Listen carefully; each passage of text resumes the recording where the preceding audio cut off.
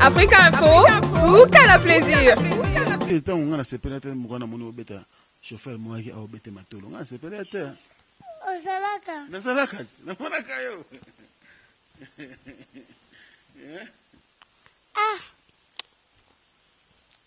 Zalaka. Vous avez l'arte. Il y a un qui a sauvé. À chaque fois combien? À chaque fois 1000 francs. Là on va payer $30. Ah? On va payer $30. Il y a bien $30 nandeni. Kasi tu passes à sauver. Au bon ben bon, so bo ebisa biso. Jamais mai. $30 ozo keza wapi? $30. La suite $30 tika 1000 francs. Ah, John a payé comme 1000 francs chauffeur, on a qui na jeep libanda. Bah tu vas biso $30, c'est pas kosi. À cause. Africa Info, Souka la plaisir. Aleki.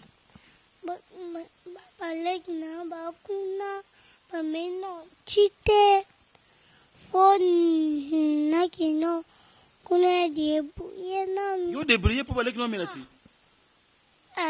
Yo me te débrouiller pour balek no milati. Ah. Siko to débrouiller andeni. Kako beta matolo. O débrouiller andeni. Do suis pas na sona peso mbongo OK pesa ngo balek no milati. Vous en souci na bango? On appelle un jour batang. Bon. Bakoko yango naza kuyuka basiti soki basiti internet bimie bele ezalaka nini za masini ya fufu naza kuyuka mingi ekomi baza kopesa bainformation ya lokuta soki boyina kokota lisusu google te natala bainformation Nini?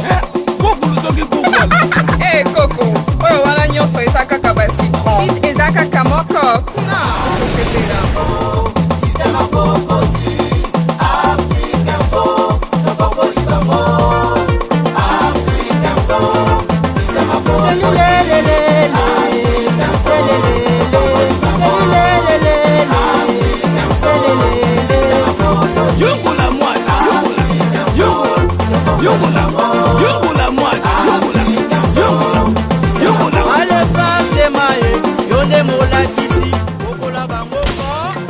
Africa Info, Souka la plaisir. Voilà, mesdames et messieurs, merci de nous suivre sur www.africainfo.com. Merci beaucoup à tous les amis de Franck Stevma également. Vous nous suivez à travers le monde. C'est que tu Kolaksabino, tu es présenté bien en fait émission Tolbaki SOS, Nembo CPN à travers le monde. Toujours mais un peu côté là, le lengeni tu es kosunga na Congo. Tout ça namboka, boye bien que tous ali ba toujours vivra bino ba ebele. Batika mboka mwaka là, tout ça. Mais d'abord, émission tout ça pour na bana au baza malade, bana au peut-être baza na ba difficulté pour la classe, bana au nous tous sommes des enfants, tous ceux qui chance, il y a ba kulu ba ki bosso na biso ba aider biso.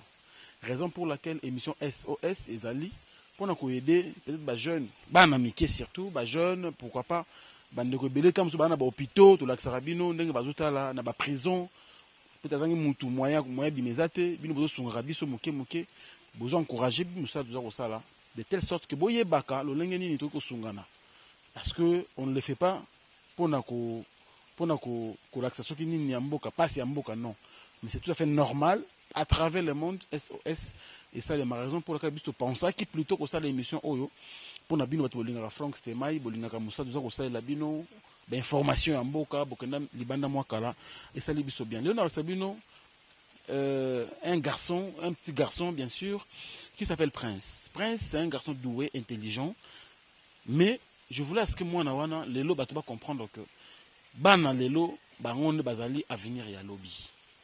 Bana, bangonde bako ça en sorte que biso mboka oyo qui est sous de l'avant, ceux qui t'ont encadré bango bien.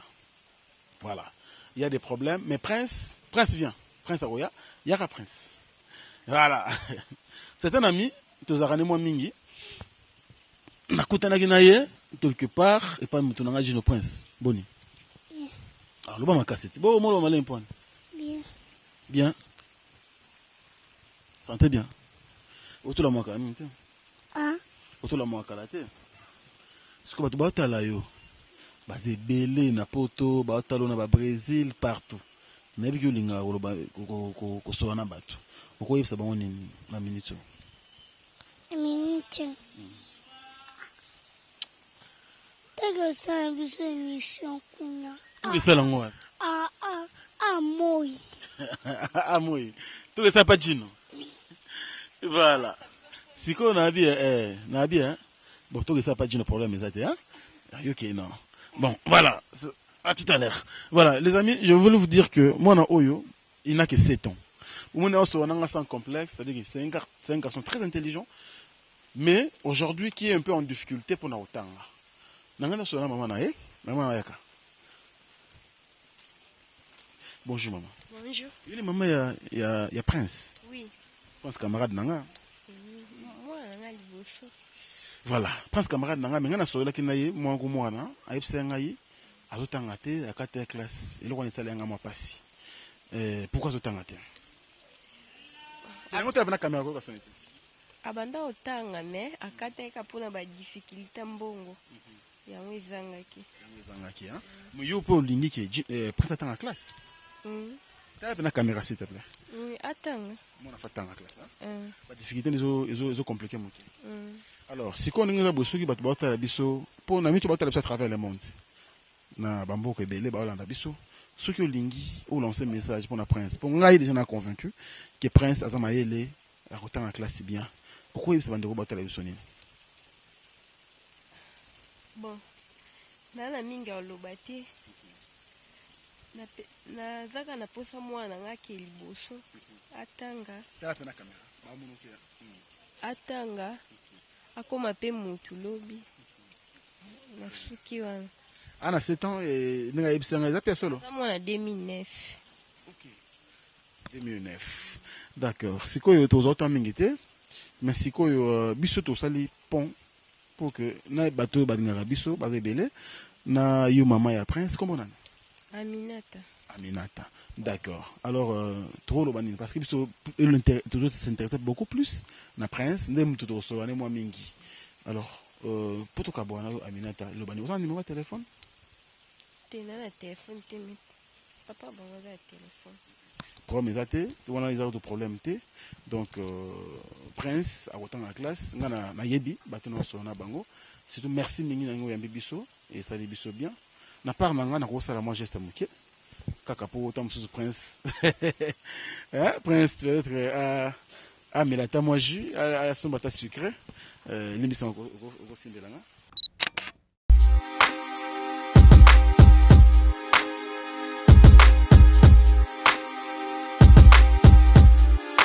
En tout cas, au battre la banane bien. Ouais. Merci. Okay. Voilà, c'était la maman des Princes. Donc nous, on est là, tous jouer capon. Tout lingi, biso loko baïda qui biso tanga classe. Ngaïpi na banane Je suis orphelin, boyebi, des pères et des mères depuis l'âge de 5 ans. Naïbi n'engue na koleli. Raison pour laquelle lutte n'engue zali, to keti na ba orphelinat, ti partout, tout la kisabino, le lengue n'toko sunge la jeunesse. Ce qu'il faut vraiment, batu ba vie beba, kanga fa na beba.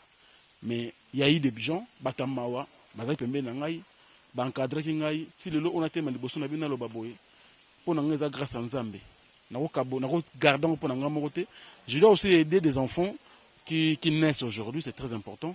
À tout de suite, on va continuer bien sûr avec Prince lui-même qui va aussi vous parler, bien sûr avec ces micros de Franck Stemaille sur Africa Info. À tout à l'heure.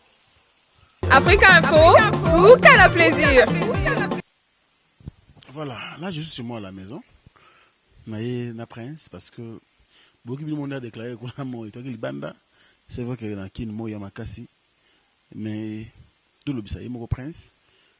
Tout à la quand même niveau intellectuel na tout à la ceux qui parce qu'il a 7 ans mais autant raté. Asana moi autant raté, ba parents beaucoup maman na lobby.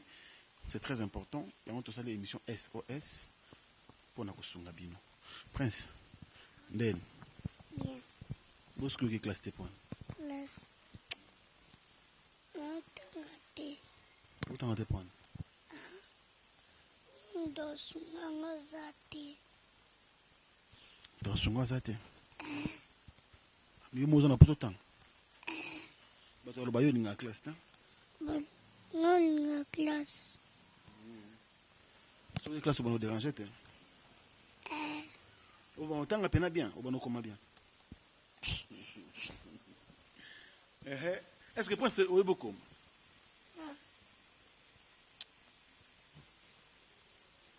Parce que tu as vu un Prince sur ma casse, non, bête à matolo. Pourquoi bête à matolo, Prince?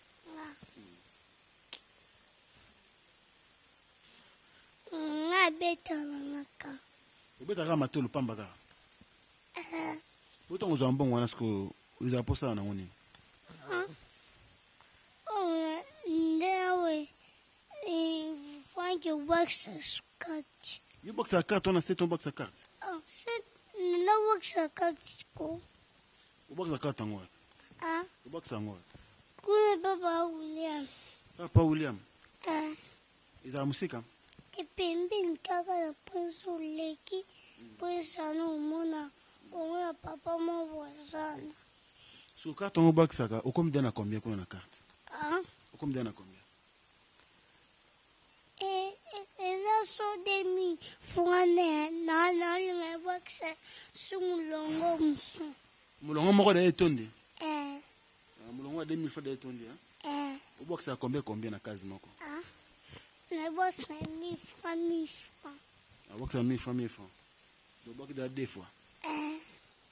Bo so so mbongo wana carte etondi. Yo ngosa na mbongo oni.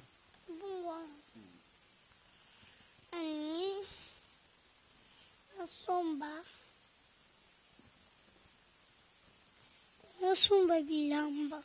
Osuma bilamba na mbongo carte. Yo wana bilamba te. Na bilamba te. O la ti de bilamba. Oh, ya no ka. Yo sakana. Yo sakana obimeleza te. Ebimeleza te, yo bimela chika kuna woni kango. So ebe na ngai lota kanga da china ngizenda. Ulata kanga dadi. Bo bilamba za nango deja yesko box akati posuma so bilamba po wana. Na so bilamba mki. Bosko yobima bilamba okenda obima okenda wapi? Okenda class te. Bosko obima okenda. No bime ngaka. Siko yo tambola yo moko babi yo ba mona kayo oza koto yo pa jino kenda kuna et puis comment na basi. Prince point. Ume Bastien. Bon moi sino linga mko. Mkolona. Jina koso. Jina kosinga akoselo makambo ha. Tena kosinga. Siko batu ba otala yo. Ba papa, ba mama, ba yaya baze bele ba olanda yo. Na poto ha, jina Prince. Ndio ba otala na poto. Siko oyebisa bangoni. Na poto.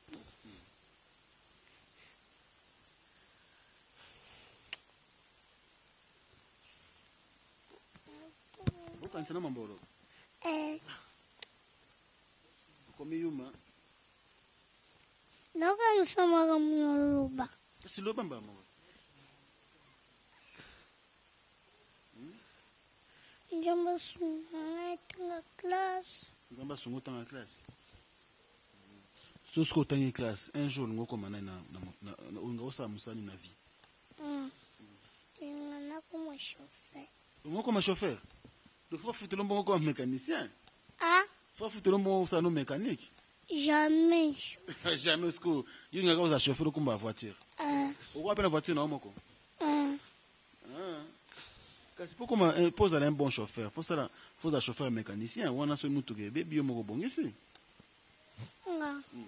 Non, qui n'a pas bon. OK, pas mécanicien bongisi nous a mutu okumba. Donc nous avons une classe un jour on a vu comment nous a chauffeur. OK. OK, le lait qui déjà. Uli na unte? Depuis la muka ki? No, balambe kunge la gina yena ngate. Balambe bilona. Balambe so kuisana. Demi kilo kuis. Uli ete pone. No. Nani ngalange berginte. Bachi ngo bergine uli ngangote. Ngalange berginte. Siko Prince. Monte. Bosko yo tongo zo mbongo na ke boxa carte. Puna ba omela yote. Omela ngatia. Zo ameli. na contrôle mbongo ezalaka na ebele.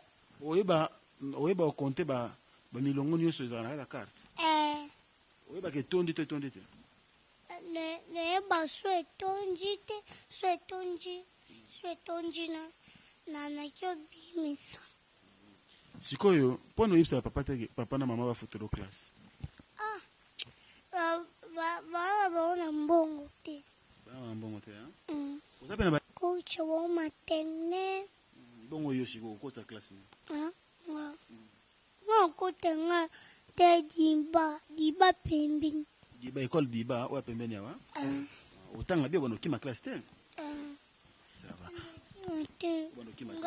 Nga moko tongo dia lamuki. Dia ke classe ba 6 heures na nde bakenda classe. Yo mo na 6 heures usukola pour classe. Bono kima te. Siko toana siko na septembre toke commission na diba. Ça va, tu as la première, hein? Ok. Merci beaucoup, Bandeo Batalio et Belé, hein? Ce que des Batalio Bongo, classe Kamite ou Bandava Kobo Komissao. On a ta uniforme, mais n'a pas caillé, bon, pas sur le bacaïte. Bon, pas sur le bacaïte. Pas sur le bacaïte, pas sur. Jamais, hein? Non, uniforme, un peu mon bébé, ça t'est, hein? Autant en classe, hein? Osambela. Oui, osambela. Osambela ndeni so la muki. La muki. So la muki. Na babo njamba sunga ngai. Na kota class. Wana baleki na ngape. Basa balia bien. Basunga bampe bakota ta. Nekolo matene.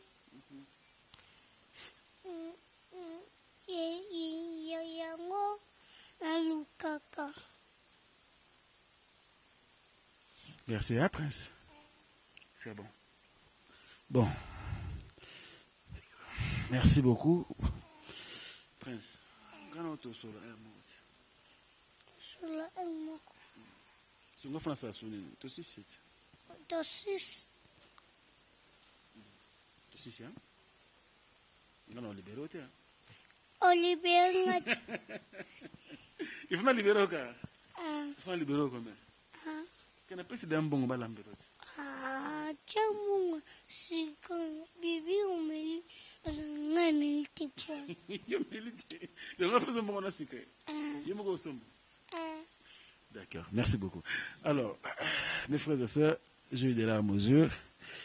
Comprenez que c'est un garçon qui a de l'intelligence, qui est courageux, qui a de l'avance dans sa vie, mais il manque de moyens pour qu'il soit orienté.